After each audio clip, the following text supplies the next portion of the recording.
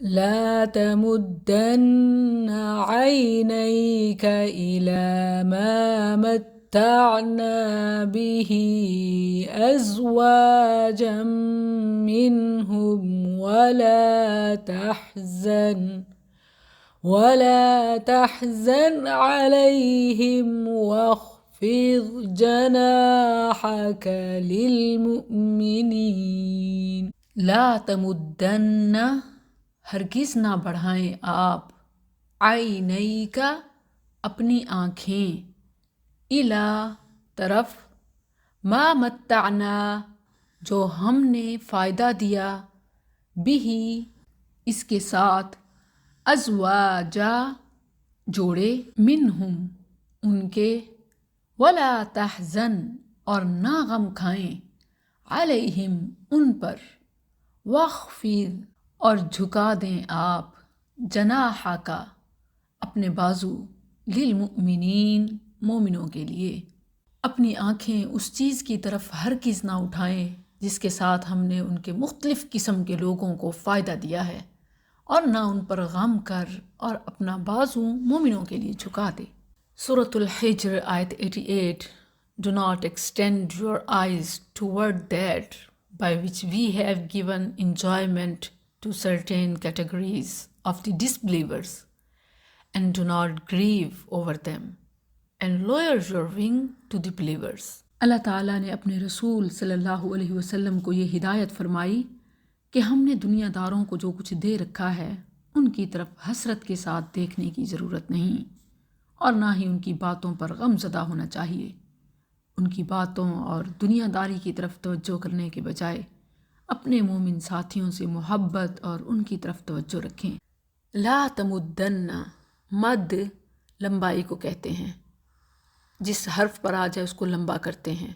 یہاں تمدن عینیک کے ساتھ آیا ہے، یعنی آنکھوں کو کھول کر، بڑھا کر، آگے تک دنیا کے اسباب، رنگینیاں تلاش کرنا.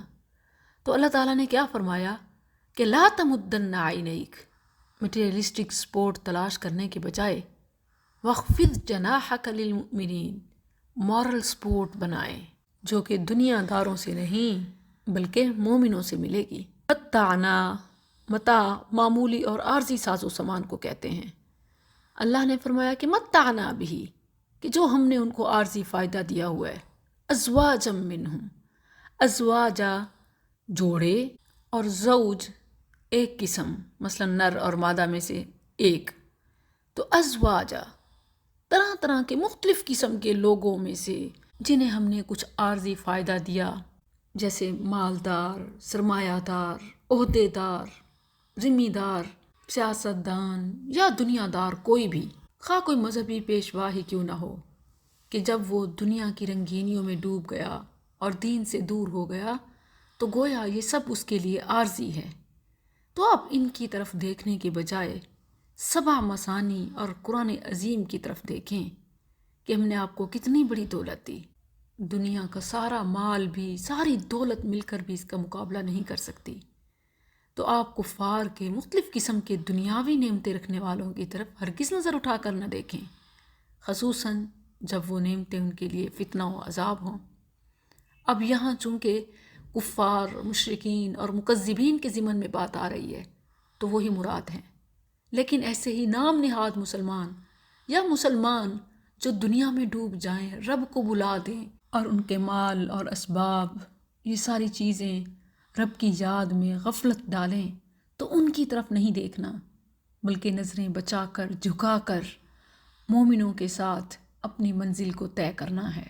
اور وہ جو کفر اور شرک اور غفلت میں ڈوبے ہوئے ہیں اس پر آپ کو غم نہ ہو. اگر وہ ایمان نہیں لاتے یا اپنی زندگی میں مگن ہیں تو آپ مومنوں کے لیے اپنے پر پھیلا دیں. یہ ایک استعارہ ہے. پرندہ جس طرح اپنے بچوں کو اپنے پروں کے نیچے لے کر سمیٹ لیتا ہے اور انہیں سرد اور گرم ہوا سے محفوظ رکھنے کی کوشش کرتا ہے، اسی طرح آپ بھی اہل ایمان کے لیے اپنا بازو یا پہلو جھکا دیں. مراد ان کے لیے نرمی، شفقت، محبت اور حفاظت ہے. یہی صفت اصحاب رسول صلی اللہ علیہ وسلم کی تھی. یہی صفت